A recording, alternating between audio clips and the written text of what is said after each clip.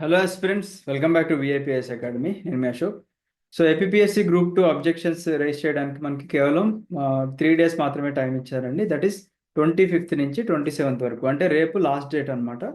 And objections వీడియోలు కూడా మనం స్టార్ట్ చేసాము. మీకు ఏదన్నా ఒక క్వశ్చన్ తప్పు ఉంది అని అనిపించినట్లయితే ఏదన్నా సబ్జెక్ట్ మీద కింద కమెంట్ సెక్షన్లో కమెంట్ చేయండి. సో అది మేము ఒకసారి వెరిఫై చేసుకొని దానికి అథెంటిక్ ప్రూఫ్ ఏదన్నా ఉంటే అది మీకు సెండ్ చేయడం జరుగుతుంది.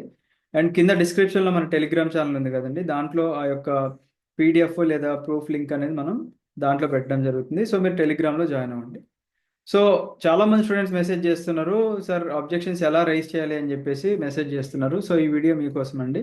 సో యూజువల్గా ఇప్పుడు డైరెక్ట్గా మాకైతే యాక్సెస్ లేదు, అంటే మేము ఓటీపీఆర్ ఏపీది రిజిస్టర్ అవ్వలేదు కాబట్టి మాకేంటంటే వేరే విండో కనిపిస్తుంది, అంటే విండో సేమ్ కనిపిస్తుంది, బట్ ఇండివిజువల్ లాగిన్లో మాత్రమే మనకి అబ్జెక్షన్స్ రైజ్ చేసే అవకాశం అయితే కనిపిస్తుంది అనమాట. సో ఇక్కడ చాలా మంది డౌట్ ఏంటంటే అబ్జెక్షన్స్ అందరూ రైజ్ చేయాలా అని చెప్పేసి అడుగుతున్నారు. సో బేసిక్గా అబ్జెక్షన్స్ ఎవరు ఒక్కళ్ళు రైజ్ చేసినా కానీ దానికి అథెంటిక్ సోర్స్ ఉంది అనుకుంటే ఏపీఎస్సీ వాళ్ళు ఖచ్చితంగా కన్సిడర్ చేయాల్సిందే. బట్ మనం రిస్క్ తీసుకోకూడదు కాబట్టి మీలో అంటే ఎవరికైతే పాసిబిలిటీ ఉందో మీరు అందరు కూడా అబ్జెక్ట్ చేయాలని నేను చెప్తున్నాను. బికాస్ అది అది మనకి రేపు తర్వాత హెల్ప్ అవుతుంది అనమాట. ఒకవేళ ఏదైనా ఇష్యూస్, కోర్ట్ ఇష్యూస్ కానీ ఏదన్నా ఉన్నప్పుడు అది ఖచ్చితంగా మనకి ఫేవర్గా ఉండేలాగా ఉంటుంది అనమాట, right? So I suggest you to object అనమాట. అందరు కూడా అబ్జెక్ట్ చేయండి. ఎందుకంటే ఇప్పుడు ఇక్కడ ఏమైందంటే ఆల్రెడీ మా ఫ్రెండ్ అబ్జెక్ట్ చేశాడు, మళ్ళీ నేను ఎందుకు అబ్జెక్ట్ చేయడం, నాకెందుకు డబ్బులు బొక్క అనుకుంటారు. బట్ అలా అనుకోకండి, ఖచ్చితంగా అబ్జెక్ట్ చేయండి, right? Yes. So screen share చేస్తాను చూడండి. సో ఫస్ట్ ఆఫ్ ఆల్ మనకి psc.ap.gov.in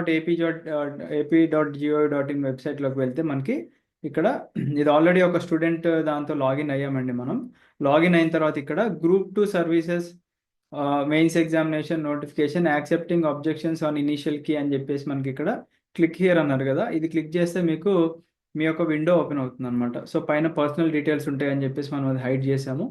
సో ఇక్కడ మనకి ఏంటంటే బేసిక్గా ఫీ పేమెంట్ అనేది అడుగుతుందండి. సో ఇక్కడ account holder name, bank account number, and అది మళ్ళీ రీకన్ఫర్మ్ చేయాలి. అండ్ అది ఏ bank, state bank, union bank, ఏ బ్యాంక్ అయితే బ్యాంక్ ఐసిఐసిఐ అది ఎంటర్ చేయాలి. బ్యాంక్ ఐఎఫ్ఎస్సి కోడ్ కొట్టాలి. కొట్టిన తర్వాత మీరు అబ్జెక్షన్ ఏ పేపర్లో రైజ్ చేద్దాం అనుకుంటున్నారు అనేది ఇక్కడ డ్రాప్ డౌన్ విండోలో కనిపిస్తుంది చూడండి. Paper 1 paper 2. So paper 1 for example select చేసామనుకోండి, సెలెక్ట్ చేస్తే సబ్జెక్ట్ తీసుకుంటుంది అనమాట.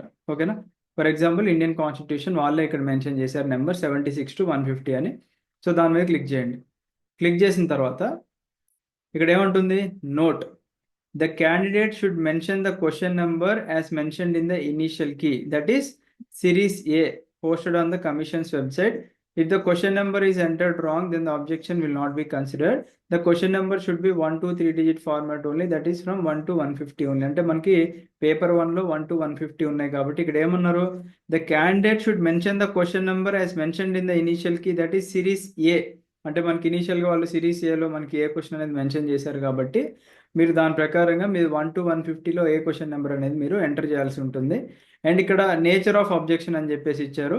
అదేంటిది, మల్టిపుల్ ఆన్సర్స్ ఆర్ కరెక్ట్, అంటే మల్టిపుల్ ఆన్సర్స్ కరెక్ట్ ఉన్న క్వశ్చనా, లేకపోతే క్వశ్చన్ కొద్దిగా అంబిగ్యూస్ ఉందా, అంటే డౌట్ఫుల్గా ఉందా, లేకపోతే అదర్ రీజనా, లేదా నో ఆప్షన్ ఈస్ కరెక్ట్ అనే రీజన్ అనేది మనకి ఇక్కడ ఇవ్వడం జరిగింది. అండ్ ఇక్కడ డీటెయిల్స్ ఆఫ్ ద అబ్జెక్షన్ అండి. ఓకేనా? ఇక్కడ మీరు దాని యొక్క అథెంటిక్ లింక్ ఉందనుకోండి, వెబ్సైట్ లింక్ కానీ, లేకపోతే మీరు దానికి ఏమన్నా టెక్స్ట్ ఎంటర్ చేసే అవకాశం అయితే మనకి ఇక్కడ కల్పిస్తున్నారు కాబట్టి అది ఎంటర్ చేసి మీరు యాడ్ అని కొట్టండి. సో ఇక్కడ నేను ఈ డీటెయిల్స్ ఏమి ప్రొవైడ్ చేయలేను కాబట్టి యాడ్ చేసిన తర్వాత అది ఐ థింక్ పేమెంట్ పేజ్కి వెళ్తుంది. ఆబ్వియస్లీ అక్కడ పేమెంట్ చేస్తే మీకు అబ్జెక్షన్ రైజ్ అవుతుంది అండ్ మీకు కన్ఫర్మేషన్ మెసేజ్ అయితే ఒకటి వస్తుంది అనమాట. సో అందరూ రైజ్ చేయడానికి ట్రై చేయండి. ఓకేనా? అండ్ ఇలాంటి సిచ్యువేషన్ మనము తెలంగాణలో చూసుకుంటే, తెలంగాణ గ్రూప్ 1 ఎగ్జామినేషన్ అయిపోయిన తర్వాత అబ్జెక్షన్స్ రైజ్ చేశారు. అయితే అది మనకు ఒక పెద్ద ఇష్యూ ఏమొచ్చింది అంటే టీజీపీఎస్సీ నుంచి ఎవరైతే స్టూడెంట్స్ అబ్జెక్ట్ చేశారో, చాలా క్వశ్చన్స్ ఉన్నాయి మిస్టేక్స్, అప్పుడు అబ్జెక్ట్ చేసిన తర్వాత మేము తెలుగు అకాడమీని అథెంటిక్ సోర్స్ లాగా కన్సిడర్ చేయము అని చెప్పేసి వాళ్ళు అన్నారనమాట. సో తెలుగు అకాడమీ అనేది ఉన్న సోర్సెస్లో వన్ ఆఫ్ ద మంచి అథెంటిక్ సోర్స్ అని చెప్పుకోవాలి. వాళ్ళు దాన్ని కూడా అథెంటిక్ సోర్స్ లాగా కన్సిడర్ చేయకుండా వికీపీడియా ఉంటుంది కదా, వికీపీడియాని కన్సిడర్ చేశారనమాట. సో స్టూడెంట్స్ అందరూ ఏం చేశారు, బాగా అగ్రెసివ్ అయిపోయి వికీపీడియాలో మన ఎవరంటే వాళ్ళు ఎడిట్ చేయొచ్చు. సో వాళ్ళు అక్కడికి వెళ్ళి ఎడిట్ చేశారనమాట, కొద్దిగా ఫన్నీగా. సో గవర్నమెంట్ కూడా కొద్దిగా సీరియస్గా మంచి అథెంటిక్ సోర్సెస్ ఉంటే ఖచ్చితంగా కన్సిడర్ చేయాలని అనుకుంటున్నాము. బట్ మనకి కొంతమంది స్టూడెంట్స్ అడుగుతున్నారు సార్, లక్ష్మీకాంత్ పాలిటీ బుక్ ఉంది కదా, అది పెట్టేస్తామేమని చెప్పేసి అంటే, సో లక్ష్మీకాంత్ గారు ఈజ్ జస్ట్ అన్ ఆథర్ అండి, ఓకేనా. ఆ లక్ష్మీకాంత్ పాలిటీ బుక్ అనేది మనం కాంపిటేటివ్ ఎగ్జామ్స్ కోసం మనం చదువుకుంటాం, but that is not an authentic source. Authentic sources అంటే ఏంటి, మనకి ఏమన్నా గవర్నమెంట్ వెబ్సైట్స్ ఉంటాయి కదా, .gov.in అని చెప్పేసి, లేదా ఇంకేదన్నా గవర్నమెంట్ వెబ్సైట్స్ నుంచి మనం తీసుకొని ఆ యొక్క లింక్స్ పేస్ట్ చేస్తే బెటర్ అనమాట, సో దట్ వాళ్ళు వెరిఫై చేసుకొని మార్క్స్ ఇవ్వడం జరుగుతుంది. సో ఆల్రెడీ సైన్స్ అండ్ టెక్నాలజీలో ఇంకా ఒకసారి క్వశ్చన్స్ కూడా మళ్ళీ రీచెక్ చేయడం జరుగుతుంది. సో సైన్స్ అండ్ టెక్నాలజీ మళ్ళీ ఇంకొక వీడియో వస్తుంది, పాలిటీ వీడియో కూడా ఇవాళ వస్తుంది మేము ముందుకి, దాంతోపాటుగా ఎకానమీ అండ్ హిస్టరీ వీడియోస్ కూడా వస్తాయి.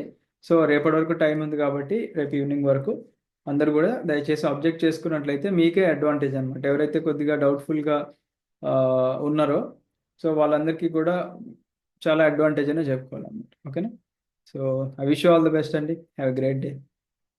జై హింద్.